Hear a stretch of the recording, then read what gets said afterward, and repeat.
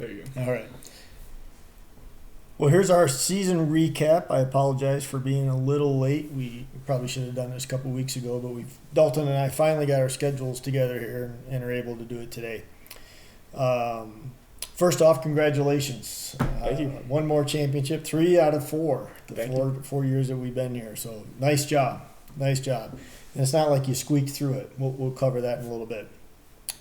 First, though, I want to congratulate Jack Pendleton on a fantastic regular season. 27-1 is what I wrote down here. I think that's the best record. I don't think anyone's ever gone the whole season and only lost once. Yeah, it's gonna be hard to beat. Yeah, great regular season, and I've been there. I know when you have great regular seasons and don't win at all, it's a tough feeling, but. You got a good team, Jack, and I expect that you'll still be there in the next few years. So congratulations. A recap on the playoffs. We had a great playoff.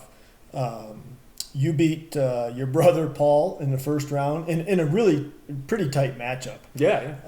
You had the 2 best scorers of the week of those that were playing. Paul's wife, Sierra, lost to our friend Curtis. Curtis had a great week. He was coming on real strong at the end of the season. And then in the semifinals, let's see. Curtis lost to Jack. Jack had a really, really good – so did Curtis. Again, 2 really strong weeks. I thought I had a decent week, but you just – blew me out of the water. You scored 180-something in the semis. Yeah. So then in the finals, we had Jack and Dalton, and again, Dalton just boat raced him. Everything came together for you at the end, which is how you win. For sure. So congratulations again. This is our 4th season. Four times now, the number 1 seed has not won the title. Yeah, that's true. Were you the 2 seed the year that you won it? Yes. Okay. Yep. So a bye at least, but not the number 1 seed. Yeah, and I might have been the first one with a bye. I'm not sure you've won it with a bye. Or did you? I don't remember. Yeah. The first year I might have. You might have had a 2 seed there. I don't remember. Because I think Priest was a 1 seed the last 3 years. Yeah, Priest has had a good regular season as well. Yeah. So, anyways, that's kind of a recap of how the scoring and how the championships and all that went. But I just wanted to kind of open it up here. Seeing how you've won 3 of the first 4 years, won the championship 3 of the first 4 years, what's your secret? How are you getting it done? How do you build this juggernaut of a team that's so hard to beat come playoff time? Because here's the truth. One of your top 2 or 3 receivers, gone week 2 or 3 or something like that. Yeah, Neighbors. Yeah, out for the season. Yeah. A consensus top 2 or 3 receiver, Justin Jefferson. What was he? Wide receiver 2, middle of the road maybe? Wide receiver 2 guy? Yeah, he's a little disappointing this year. not a top 2, not a wide receiver 1 top end. Yeah. That you think he should be, whatever. Yeah. You don't have a Top Gun quarterback, right? Well, not in the public eye, but I think Matthew Stafford ended very well. Right, overall. but you don't have Lamar, Josh Allen, Joe Burrow, whatever. I'm sure. Right? How do you do it? The main thing really is luck. I mean, I think to beat you, Matthew Stafford threw 3 touchdowns to Puka Nacua. And then in the championship round, John Harbaugh felt so bad about not giving Derrick Henry the ball a week before that. He let him score 5 touchdowns, something like that. So it definitely does have to line up. But something that I do when I'm going for trades, draft picks, stuff like that, is I try to take risks. I try to go for guys who maybe haven't done it yet or just kind of starting to do it, and that people are a little worried about. Or guys that have done it but maybe are past their prime, past their peak. Sure, yeah. Last year, you traded for Derrick Henry. I did, yeah. I gave up. There were a few other pieces, but I gave up CeeDee Lamb for Derrick Henry. And as part of that, this here's kind of an example of when this backfires. I also got Tyreek Hill with that trade, and I was trying to make a push that the year that I lost.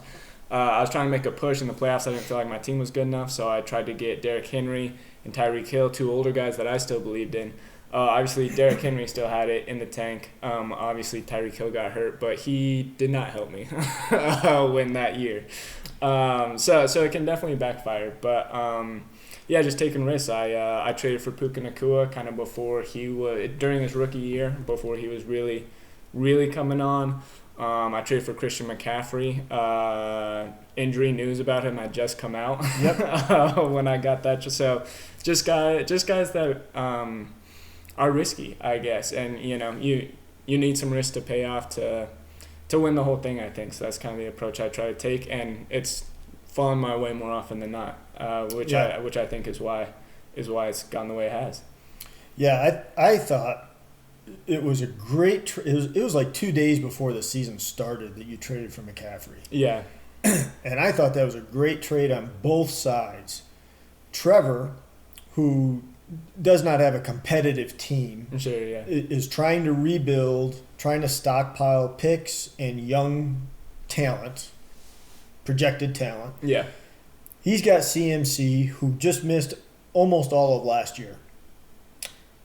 It comes out 2-3 days before the season started, and CMC didn't really participate in the preseason. Right? No. Of course, San Francisco says he's healthy, and then 2-3 days before the season starts, we get this news he's having calf problems. He missed almost all the season prior with a calf problem that turned into a double Achilles problem that turned into I can't walk. I got to go to Europe to figure this out. Right. Talk about taking a risk. But you're in position, you're fighting for a title, right? It's title or bust for you.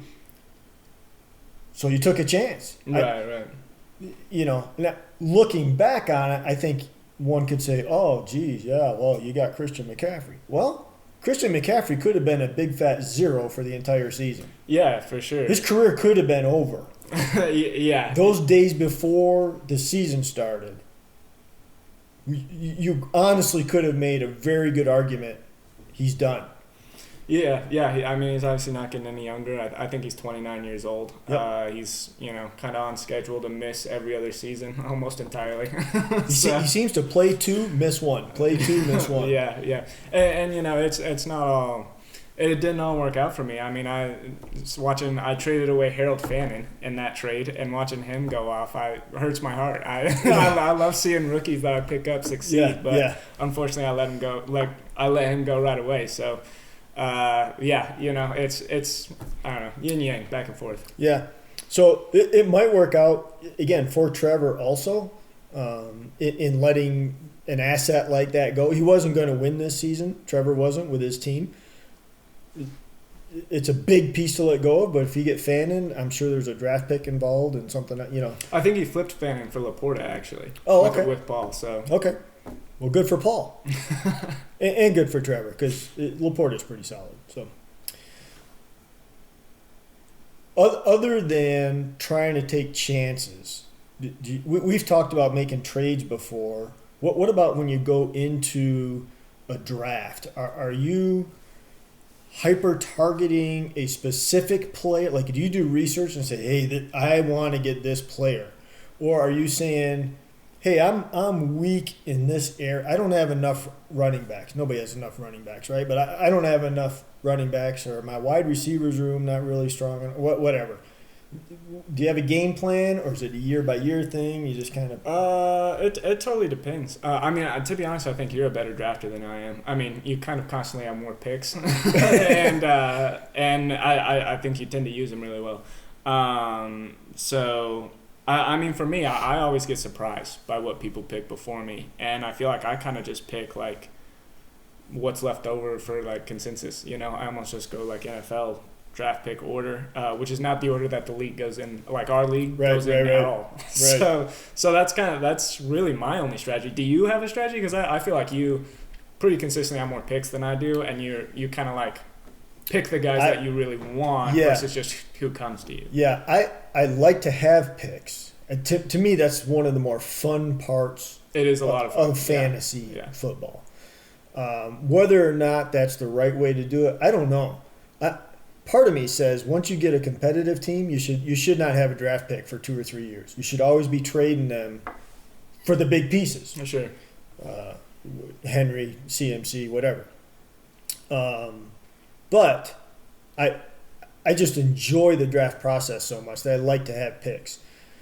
And I don't necessarily look at my roster and try to fill holes. Maybe that's easy to say because I do have a competitive team. But I try to figure out who the best players are, who are the most likely to become solid NFL football players. Sure. That are relevant to what we do, right? I'm not looking at defensive ends. Once I have that figured out, I basically try to grade them and say how likely, let's see, I grabbed Ibuka this year. Right. I was in the middle of the first round. I think I had picked 6. I knew the top 3 running backs would go. I thought the top 3 running backs were already gone. There was another piece in there somewhere. So I was fairly confident that I would have the opportunity to pick a wide receiver. I thought wide receiver was the place to go after those top running backs. Sure, yeah. And I was pretty I fell in love with 2 wide receivers, and I thought if I get either one of these 2, I'm going to be happy. It ended up they were both on the table when my turn came. It was Ibuka and Tedero McMillan. Nice. I thought they were the only 2 in the entire draft that were going to be significant contributors kind of out of the gate. Sure. Now, there's a couple other receivers that I think you want to keep an eye. Everybody's hot to trot about Luther Burden right now. Sure.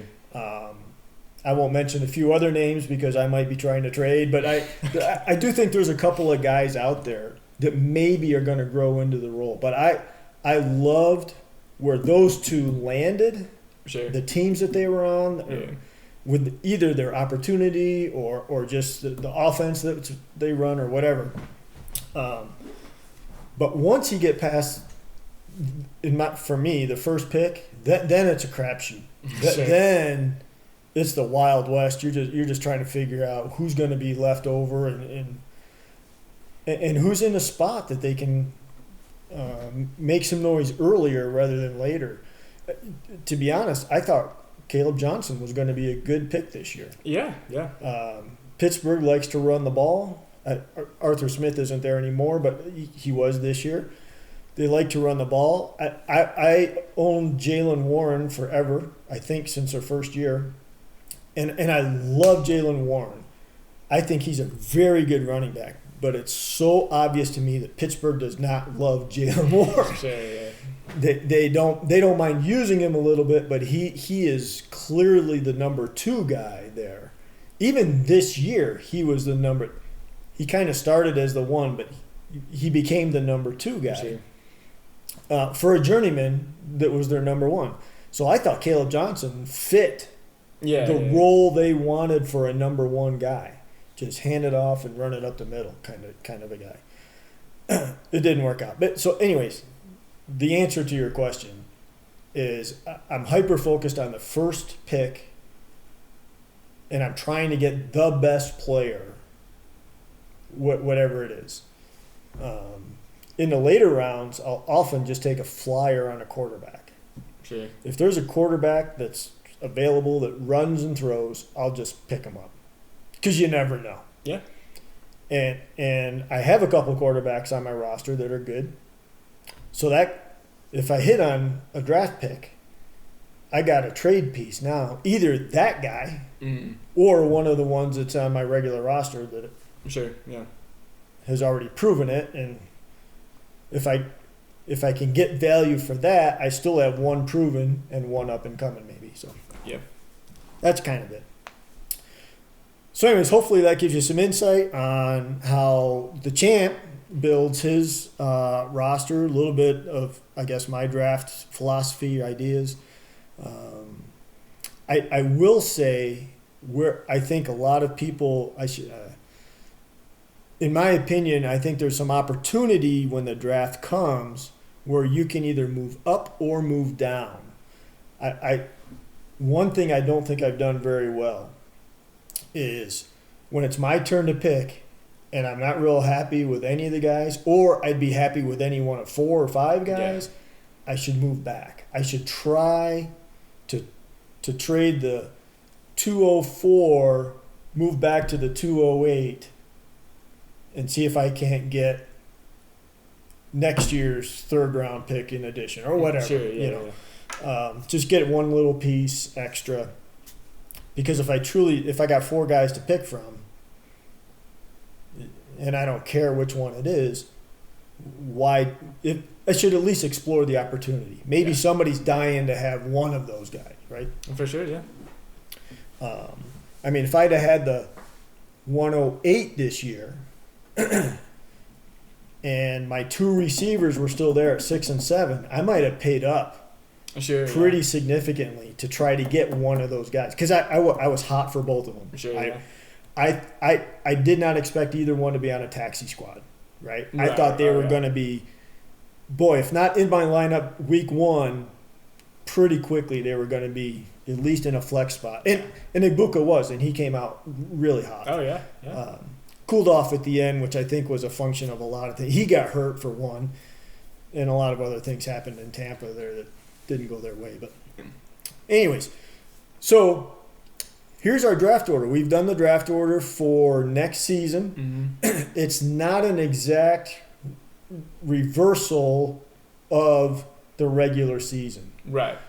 So one of our rules is you can't tank, and we don't want anybody to feel like they need to pretend to try to win, but they're really trying to lose so that they get a better draft spot. So it's the last 2 spots 11 and 12 are the champ and the runner-up.